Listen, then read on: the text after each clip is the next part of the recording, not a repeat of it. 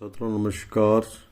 Student exam tutor series में आपका स्वागत है। और जैसा कि आप पढ़ रहे हैं 10वीं कक्षा की फाइनल तैयारी के लिए ट्यूटर, और इसी सीरीज़ में हम आज कर रहे हैं आपका 4th सीरीज़ का पेपर। इस सीरीज़ में आपने 3 पेपर पहले देख चुके हैं आप, क्योंकि ज़्यादातर 10वीं क्लास में बच्चे एसएस में उनको बड़ी दिक्कत आती है, इसलिए उनके लिए ये बनाया गया पेपर है आपका। तो देखिए छोटे छोटे क्वेश्चन इसमें बड़े आसान से हैं, आप करते जाएंगे और आपकी तैयारी इस बहाने से बहुत अच्छी हो जाएगी। क्योंकि जो आपके फाइनल पेपर में लगभग इन पेपरों में से बनने हैं। तो देखिए पहला है, शास्त्रों में धर्म के कितने लक्षण बताए गए हैं। हमने पाठ पढ़ा था, इसमें 10 लक्षण बताए गए हैं धर्म के। तो हमारा सही उत्तर बी है, बाकी हमारे रॉन्ग है।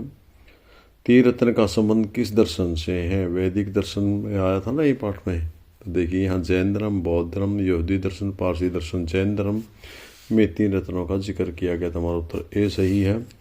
अकबरनामा के लेखक कौन थे। अकबरनामा अफजुल फजल की रचना है, अबुल फजल की रचना है अकबरनामा, तो इसका मतलब अबुल फजल, इसके लेखक अबुल फजल थे।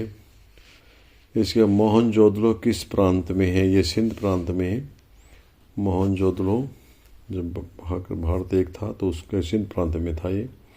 मिस्र की सभ्यता में फराओं और सामंतों के मकबरों को क्या कहा जाता है। पिरामिड बोलते हैं उनको, जो प्रकार के होते हैं। महावीर स्वामी की माता का क्या नाम था। तिरसला था महावीर स्वामी की माता का नाम, तो आपका उत्तर सी बनेगा। इसके बाद निम्नलिखित में से कौन सी रबी की फसल है। वही आपका फार्मूला, रबी से गेहूँ और गेहूँ के साथ वाली सारी की सारी फसलें। चावल में 3 है, तो यहाँ 12 खरीफ की है, बाजरा चावल के साथ की है, कपास के साथ की है, और कपास भी उसी के थे, सारी खरीफ की हैं। चना बच गया हमारे पास, तो हमारा उत्तर सी है। चना रबी की फसल है, इसमें भी 2 अंक और चने में भी 2 अंक है, और गेहूँ के साथ चना ही होता है। जिस चीज ने अपना के आप इस फसल से हो सकते हैं। आगे है, किस मृदा को रेगर मृदा भी कहते हैं। काली मिट्टी होती है उसको हम रेगर मृदा के नाम से जानते हैं। प्री बोर्ड की एग्जाम में आपका आया था, तो कर सकते हैं। 7 आकार का संघ बनाने का उदाहरण किस देश का लिया गया है। संयुक्त राज्य अमेरिका ठीक है, स्विट्जरलैंड ठीक है, ऑस्ट्रेलिया ठीक है। तो उपरोक्त सभी आपका इसका आंसर रहेगा। बच्चों इसके बाद 10वां प्रश्न है, निम्नलिखित में से कौन सा संघ विषय अनुसूची का नहीं है। नहीं पूछा है। पुलिस, प्रतिरक्षा, संचार, मुद्रा। देखो प्रतिरक्षा संघ सूची का है, संचार संघ सूची का, मुद्रा संघ सूची का। हमारा बचता है पुलिस। पुलिस है वो राज्य अनुसूची का, तो ये संघ सूची का नहीं है। नेगेटिव में उत्तर देना था आपने, नहीं में। इसके बाद आपका नीचे लिखे हुए क्रम ए और कारण 2 के रूप में दिए गए वाक्यों में पढ़ना और आपने फिर उत्तर देना है। यदि आपका ए और दोनों सही है तो आर ए की सही व्याख्या करता है, आपने उत्तर देना है ए और आर दोनों सही है, परंतु आर ए की सही व्याख्या नहीं करते, तो आपने उत्तर देना है बी। और ए सही है और आर गलत है, तो आपने उत्तर देना है सी। और डी, ए और आर दोनों गलत है, तो आपने उत्तर देना है डी। पहला प्रश्न है, भारत ने बहुदलीय प्रणाली को अपनाया है। बिल्कुल ठीक है। यह प्रणाली विविधताओं में समस्या रखती है, इसीलिए तो बहुदलीय प्रणाली को अपनाया। तो इसका मतलब इसकी व्याख्या भी सही करता है, तो हमारा उत्तर रहेगा ए वाला।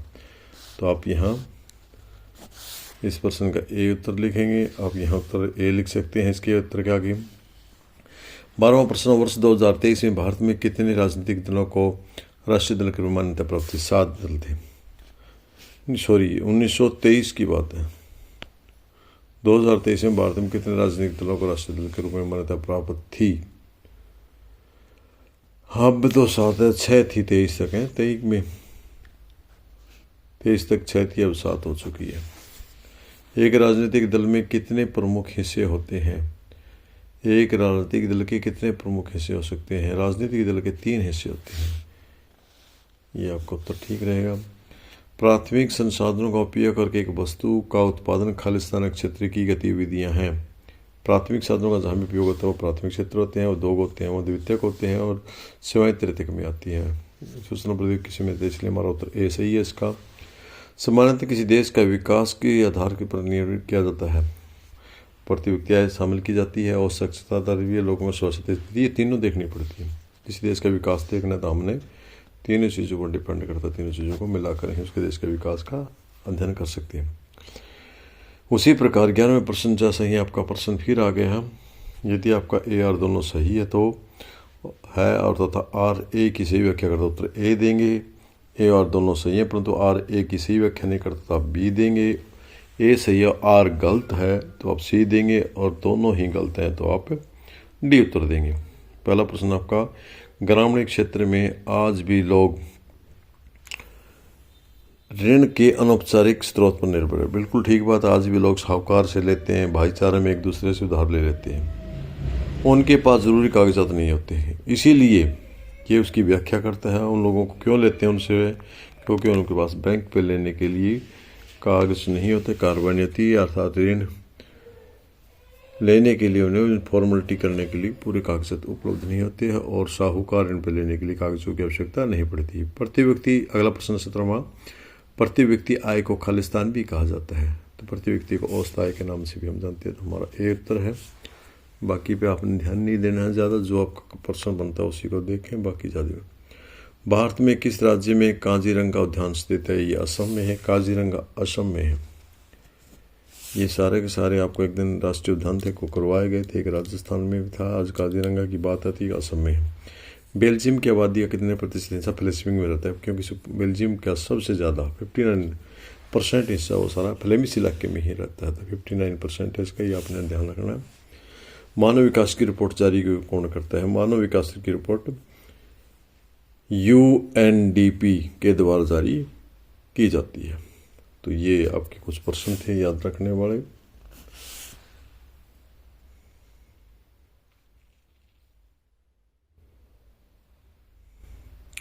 अगला 21वां प्रश्न, सिंधु घाटी की सभ्यता किन स्थानों पर किलेबंदी के साक्ष्य मिले हैं?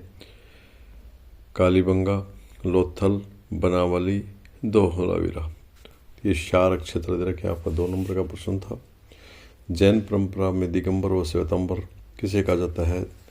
महावीर की मृत्यु के बाद जैन परंपरा 2 भागों में बट गया, दिगंबर और श्वेतांबर में। दिगंबर 10 दिशाओं को ही वस्त्र मानते हैं, जबकि श्वेतांबर श्वेत वस्त्र धारण करते हैं, जैनी होते हैं। और दिगंबर में नागा जो कपड़े नहीं पहनते हैं वो सिर्फ दिशाओं को ही वस्त्र मान लेते हैं। खनिज क्या है? खनिज एक प्रकार का प्राकृतिक रूप से विद्यमान समरूप है जिसकी एक निश्चित आंतरिक संरचना होती है और यह चट्टान त्रायस्कों में पाई जाती है। सिर्फ इसकी हमने परिभाषा देने बताना था क्या है। भौम जल या भूमिगत जल किसे कहते हैं? धरातल के नीचे बहने वाला का जल का वह भाग जो रीस करके भूमि के अंदर चला जाता है वह भौम जल या भूमि जल कहलाता है। जब अपना पानी देखते हैं तो भूमि पानी सोखती है, सूखती है और वो सूख करके नीचे चला जाता है, उसको भौम जल कहते हैं। अर्थात जो भूमि के अंदर का जल होता है तो भौम जल कहते हैं। बड़ा इंपॉर्टेंट प्रश्न है 25वां आपका, एथनिक या जातीय से आपका क्या अभिप्राय है? एक ऐसा सामाजिक विभाजन जिसमें हर समूह अपनी अपनी संस्कृति को अलग मानता है, यानी वह सांझी संस्कृति पर आधारित सामाजिक विभाजन है। किसी भी जातीय समूह के सभी सदस्य मानते हैं कि उनकी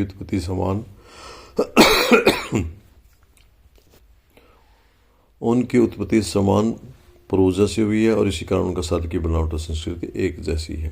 इसको बोलते हैं जातीय। इसीलिए आप बताएं कि जो उनकी संस्कृति, उनका रहन सहन, उनका खान पान एक जैसा होता है। महात्मा गांधी राष्ट्रीय रोजगार अधिनियम 2005 यानी मनरेगा 2005 के क्या उद्देश्य हैं? लोगों को अधिक से अधिक रोजगार सुनिश्चित कराना, कम से कम 305 दिन में से 100 दिन का रोजगार देना इसका मुख्य उद्देश्य है, तथा श्रमिकों को पलायन से रोका जा सके। संघीय शासन व्यवस्था के दोहरे उद्देश्य क्या है? देश में एकता स्थापित करना और एकता को बढ़ावा देना, अखंडता बनाए रखना और क्षेत्रीय विविधता का पूरा सम्मान करना। धरणी विकास विषय जो पर्यावरण की हानि पहुँचाए बिना वर्तमान तथा भविष्य दोनों पीढ़ियों की आवश्यकताओं को ध्यान में रखते हुए जो विकास किया जाता है वो आत्मविकास कहलाता है। ये प्रश्न भी आपका कई बार हो चुका है। इसके बाद अब अगले प्रश्न पर चलते हैं। देखिए ये 3-3 नंबर वाले प्रश्न आपके आगे हैं।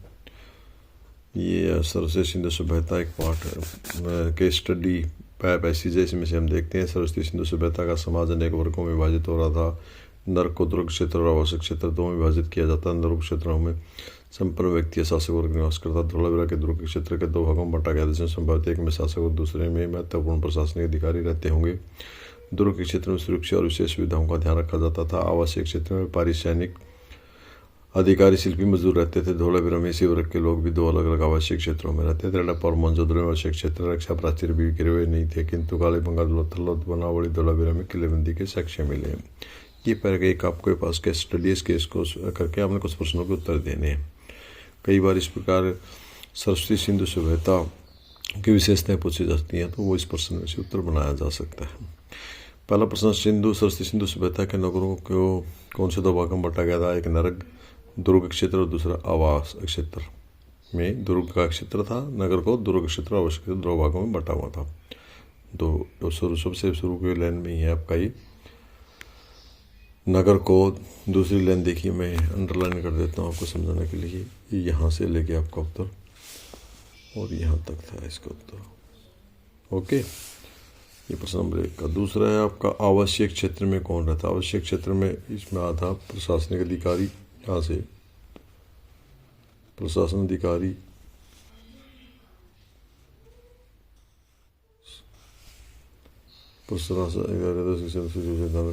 ये रहे आवासीय क्षेत्र में। इसने आवासीय क्षेत्र पूछा, आवासीय क्षेत्र की पूछी है, तो यहाँ से शुरू होगा आपका। आवासीय क्षेत्र में मजदूर रहते थे, यहाँ तक आपका उत्तर बनेगा इसका।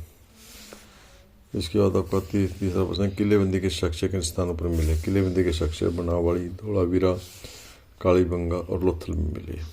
तो ये आप इसका उत्तर दे सकते हैं। अगला प्रश्न आपका, अंतर्राष्ट्रीय स्तर पर व्यवस्थित तरीके से संसाधन की वकालत 1968 में कलब ऑफ ने की थी। पश्चात 1974 में सुमेर की पुस्तक समाज ब्यूटीफुल में इसमें गांधी जी के दर्शन पर एक बार फिर से पुनरावृत्ति की है। 1987 में ब्रुंडटलैंड आयोग रिपोर्ट द्वारा वैश्विक स्तर पर संसाधन में मूलाधार योगदान किया गया। इस रिपोर्ट ने सतत पोषणीय विकास की संकल्पना प्रस्तुत की है और संसाधन संरक्षण की वकालत की है। यह रिपोर्ट बाद में हमारा साझा भविष्य है शीर्षक से पुस्तक के रूप में प्रकाशित हुई। संदर्भ में एक और महत्वपूर्ण योगदान रियो डी जेनेरो, ब्राजील 1992 में आयोजित प्रतिनिधि सम्मेलन द्वारा किया गया। सबसे पहला प्रश्न आपका, अंतर्राष्ट्रीय स्तर पर व्यवस्थित तरीके से संसाधन संरक्षण की वकालत किसने की थी? तो हमारा इस पैरे में आया था 1968 में क्लब ऑफ रोम ने की थी। आपका ये है, यहाँ से लेके यहाँ तक।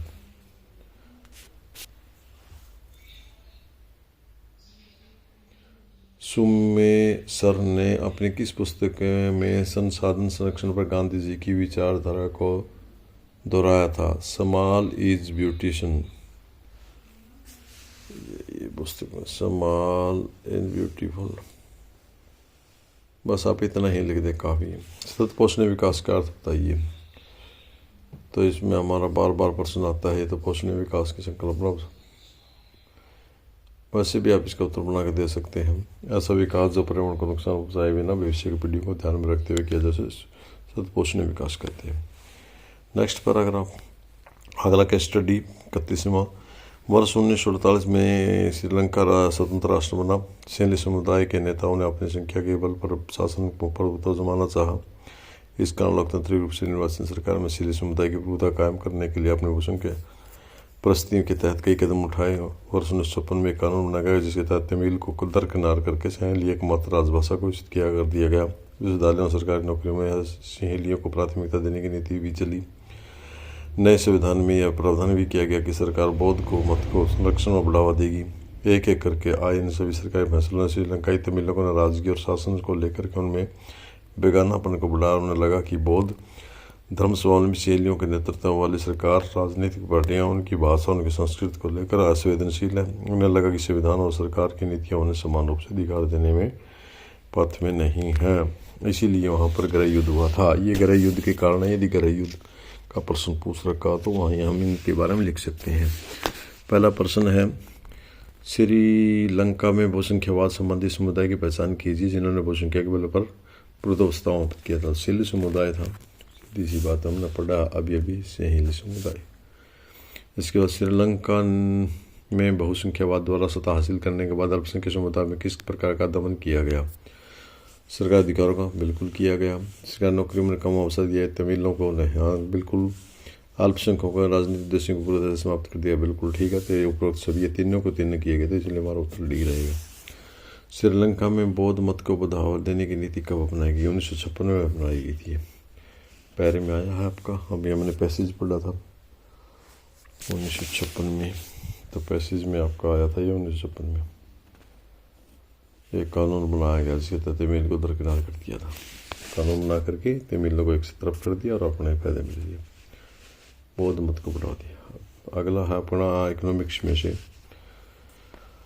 अनौपचारिक क्षेत्र में ऋणदाताओं की गतिविधियों की देखरेख करने वाले कोई संस्था नहीं है। वे ऐच्छिक दरों पर ऋण दे सकते हैं और उन्हें नए नाजायज तरीकों से अपने पैसे वापस लेने रोकने वाला कोई नहीं है। औपचारिक ऋणदाताओं की तुलना में अनौपचारिक क्षेत्र में ज़्यादा ऋणदाता कहीं अधिक ब्याज वसूल करते हैं, इसलिए अनौपचारिक ऋणदाता कर्जदाता को महंगा पड़ता है। ऋण की ऊंची लागत का अर्थ है कर्जदार की आय का अधिकतर हिस्सा ऋण की अदायगी में ही खर्च हो जाता है, इसलिए कर्जदारों के पास अपने लिए आय कम बचती है। जैसे कि हमने सोनपुर में श्यामलाल के मामले में देखा, कुछ मामलों में ऋण की ऊंची ब्याज दरों के कारण कर्ज वापस करने में कर्जदार की आय अधिक हो जाती है और इसके कारण उसका ऋण का बोझ बढ़ जाता है। जैसे कि हमने सोनपुर में रमा के मामले में देखा, और ऋण व्यक्ति जाल में फंस जाता है। ऐसा संभव है कि लोग कर्ज लेकर अपना उद्यम शुरू करना चाहते हैं और ऋण की अधिक लागत को देखकर पीछे हट जाते हैं। तो सबसे पहला प्रश्न, ऋण के औपचारिक क्षेत्र में ऋणदाताओं की गतिविधियों पर नजर कौन सी संस्था रखती है? अनौपचारिक क्षेत्र में ऋणदाताओं पर कोई नजर नहीं रखता। जैसे औपचारिक में तो सरकार रखती है, पहली लाइन अनौपचारिक, यहाँ से शुरू आपकी। अनौपचारिक क्षेत्र में ऋणदाताओं की गतिविधियों पर नजर रखने वाली कोई संस्था नहीं है, तो नहीं भी लिख सकते हैं आप, और कोई नहीं है पूरा वर्षन भी लिख सकते हैं। अनौपचारिक ऋण की अधिक महंगा क्यों पड़ता है? क्योंकि अधिक ब्याज लगता है, ऊंची ब्याज दर ऋण के कारण महंगा पड़ता है। ऋण की औपचारिक क्षेत्र का उदाहरण दीजिए। सरकार औपचारिक इसमें नहीं दे रखा, लेकिन अनौपचारिक के दिए हैं। औपचारिक होगी सहकारी समितियाँ और बैंक, औपचारिक ऋण के तरीके हैं, इनसे बैंक लिया जाए। साहूकार के ऑप्शन नहीं है। तो आपके पास आगे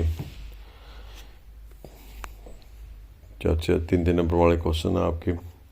जैन धर्म की शिक्षाएं, इंद्रिय प्रविजय, अहिंसा का पालन, प्रत्येक परिस्थिति में सत्य बोलना, आवश्यकता से अधिक वस्तु न ग्रहण करना, चोरी न करना और मोह वासना से दूर रहकर ज्ञान और शक्ति प्राप्त करना, ये सारे आपको जैन धर्म की मुख्य शिक्षाएं हैं।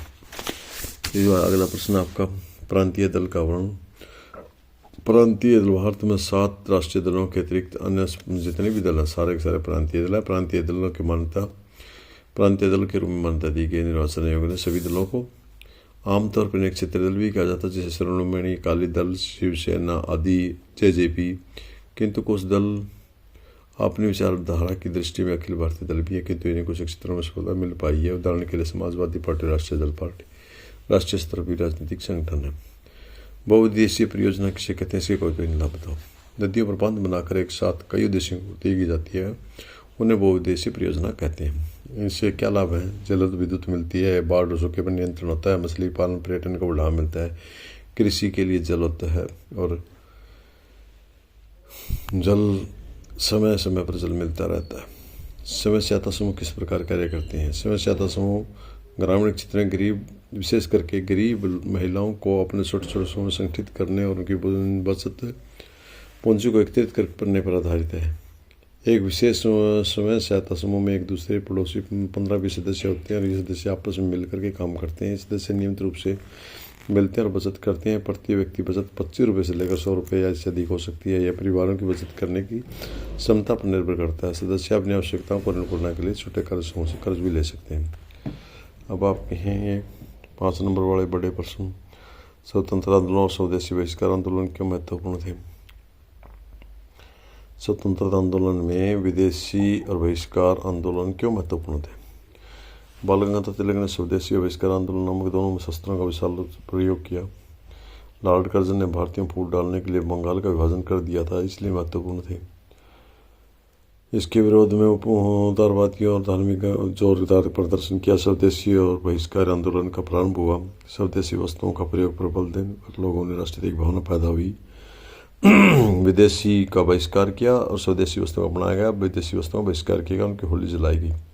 गर्मपंथी स्वदेशी और बहिष्कार आंदोलन की केवल विदेशी कपड़ों तक सीमित नहीं रखना चाहते थे, बल्कि सरकारी विद्यालय, अदालत, नौकरियों, उपाधियों को भी समाप्त कर देना चाहते थे। अगला अंत ब्रिटिश सरकार झुकी और विभाजन रद्द कर दिया। इसी का आनंद करना पड़ा। तो इसलिए स्वतंत्रता आंदोलन में स्वदेशी और बहिष्कार आंदोलन बड़े महत्वपूर्ण रहे। अगला आपातकाल 1975 से 1977 के क्या प्रभाव पड़े। आपातकाल योजना लगाई गई। 25 जून 1975 में आपातकाल लगाने के तुरंत बाद प्रेस पर प्रतिबंध लगा दिया गया। सरकार के विरुद्ध आंदोलन में सम्मिलित जयप्रकाश नारायण बान्या, विपक्षी नेता जमोहरलाल जी देसाई, अटल बिहारी वाजपेयी को गिरफ्तार कर लिया गया। राष्ट्रीय स्वयंसेवक संघ पर भी प्रतिबंध लगाकर उसे प्रमुख कार्यकर्ताओं को गिरफ्तार कर लिया गया था। आपातकाल के दौरान एक संवैधानिक संशोधनों को द्वारा संसद पर नीचे प्रभावी बना दिया गया था। जिन राज्यों में विपक्षी दलों की सरकारें थी उन्हें अधिकांश को बर्खास्त कर दिया गया। परिवार नियोजन नसबंदी की कार्यक्रम की सख्ती से लागू गया, ये विशेष था इसमें। और इंदिरा गांधी का शासन था और इसी कारण से इंदिरा गांधी की सरकार भी चली गई थी। परिवार नियोजन के कार्यक्रम को बहुत सख्ती से इसमें लागू किया गया था। आपातकाल ज़्यादा जनता ने तीव्र विरोध किया और जिसके परिणाम स्वरूप तत्कालीन सरकार को 21 मार्च 1977 को आपातकाल समाप्त करना पड़ा। अगला प्रश्न, भारत में आम चुनाव 1977 में हुआ जिसमें गैर कांग्रेसी दलों की पहली गठबंधन की सरकार बनी। भारतीय संघीय व्यवस्था के प्रमुख लक्षणों को उल्लेख करें। यह सरकार दो से अधिक क्षेत्रों पर होती है। अलग अलग सत्र की सरकार एक नागरिक समूह पर शासन करती है। विभिन्न सत्रों की सरकार का अधिकार क्षेत्र संविधान में स्पष्ट रूप से वर्णित होते हैं। संविधान के मौलिक प्रावधानों को किसी एक सत्र की सरकार पर अकेले नहीं बदलती। वित्तीय स्वायत्तता निश्चित करने के लिए विभिन्न सत्र की सरकारों के लिए राजस्व के अलग अलग स्रोत निर्धारित होते हैं। संघीय शासन व्यवस्था के दोहरे उद्देश्य हैं देश की सुरक्षा करना, उसे बढ़ावा देना और उसके साथ ही क्षेत्रीय विविधताओं को पूरा सम्मान देना है। इसके अथवा में प्रश्न आपका, लोकतंत्र में राजनीतिक दलों की विभिन्न भूमिकाओं की उल्लेख कीजिए। राजनीतिक दल चुनाव लड़ते हैं। राजनीतिक कार्यक्रमों और मतदाताओं का ध्यान रखते हैं। कार्यक्रमों को मतदाताओं के सामने रखते हैं। दल देश के कानून निर्माण में भूमिका निभाते हैं। राजनीतिक दल जनमत का निर्माण करते हैं। चुनाव हारने वाले नेता विरोधी की भूमिका निभाते हैं। जीतने वाले अपने सरकार चलाते हैं। दल सरकारी मशीनरी और सरकार द्वारा किए जाने वाले कल्याणकारी कार्यक्रमों को लोगों तक पहुंचाते हैं। भारत में पाई जाने वाली काली मृदा। भारत में पाई जाने वाली काली मृदा मेला को रेगड भी कहा जाता है। और यह मृदा दक्षिण के पठारी क्षेत्र उत्तरी पश्चिम भागों में फैली है। ये मृदा लावाजनक शैलों से बनी है। ये मृदा महाराष्ट्र, सौराष्ट्र, मालवा, मध्य प्रदेश और छत्तीसगढ़ के पठारों में पाई जाती है। विशेषतः इनका निर्माण बहुत ही महीन चिकनी मिट्टी से हुआ है। इनमें अधिक नमी के धारण करने की क्षमता होती है। इनमें कैल्शियम कार्बोनेट, मैग्नीशियम, पोटासियम जैसे पोषक तत्व होते हैं। फास्फोरस की होती है, इसलिए बड़ी उपजाऊ भी होती है। गीली होने पर यह मृदा चिपचिपी हो जाती है और इनको जोतना कठिन हो जाता है। गर्म और खुश्क मौसम में मृदाओं को गहरी दरारें पड़ जाती है जिन्हें हम अच्छी तरह से वायु मिश्रित हों जिससे इसमें अच्छी तरह से वायु मिश्रित हो जाती है। इसके अथवा में हमारा दिए गेहूं की कृषि के लिए उपयुक्त भौगोलिक परिस्थितियाँ कौन कौन सी हैं। तापमान में हमें 10 से 15 सेल्सियस तापमान चाहिए। पकने के समय 25 से 30 चाहिए। वर्षा 50 से 75 सेंटीमीटर होनी चाहिए। भूमि समतल होनी चाहिए और मृदा इसके लिए दोमट वाली हो तो बेटर बहुत अच्छी होती है। जिसके लिए गेहूं के लिए कृषि के लिए श्रम का अधिक प्रयोग होने के कारण श्रम की आवश्यकता कम होती है। गेहूं की मशीनों का प्रयोग ज़्यादा हो गया इसलिए इसमें श्रम कम ज़रूरत पड़ती है। वितरण गेहूं उत्तरी पश्चिमी भारत के राज्यों हरियाणा, पंजाब, उत्तर प्रदेश में बहुत अधिक मात्रा में उगाया जाता है और राज्यों के अतिरिक्त गेहूं बिहार, राजस्थान, गुजरात और महाराष्ट्र में भी उगाया जाता है। उत्पादन भारत में 1950 के गेहूं का उत्पादन 205.76 लाख टन हुआ था। 21-22 में यह 106.84 मिलियन टन गेहूं का उत्पादन हुआ है। इसके साथ हमारा अगला 40वां प्रश्न मैप का है। इसको हम देख रहे हैं। इसमें मैप में मानचित्र में आपको पूछा जा रहा है कौन कौन से प्रश्न पूछे जा रहे हैं, हम उनके बारे में जिक्र करेंगे। वर्ल्ड के मैप में 2 चीज़ पूछी गई है आपको। एक तो पूछा गया आपसे वर्ल्ड के मैप में जर्मनी। तो जर्मनी आपका ये वाला देश जर्मनी है और ये वाला देश आपका ब्रिटेन, बिल्कुल छोटा सा ये ब्रिटेन देश है जो आपका किया गया। ब्रिटेन देश है, ये जर्मनी देश है। इनको आपने अच्छे से नोट कर लेना है। आपने सारे देश पहले बताए गए। इसके बाद भारत के मानचित्र में आप देखिए सरदार सरोवर बांध, कोचीन बंदरगाह, भिलाई इस्पात का कारखाना। सरदार सरोवर ये गुजरात में और मध्य प्रदेश के बाउंड्री के ऊपर सतपुड़ा पहाड़ों पर सरदार सरोवर बांध आपका। कोचीन छत्तीसगढ़ में ये आपकी भिलाई इस्पात का कारखाना संयंत्र है और कोची बंदरगाह कोची है। यह आपका त्रिवेंद्रपुरम से थोड़ा ऊपर, त्रिवेंद्रपुरम यहाँ है, इससे ऊपर है कोची बंदरगाह आती है केरल में। तो इस पर आपका पूरा प्रश्न पत्र हुआ। मुझे उम्मीद है कि आपको अच्छा लगा और अच्छे से आपको दोहराई होगी। इस प्रकार आप दोहराई करके अपने परीक्षा की अच्छी तैयारी कर सकते हैं। धन्यवाद।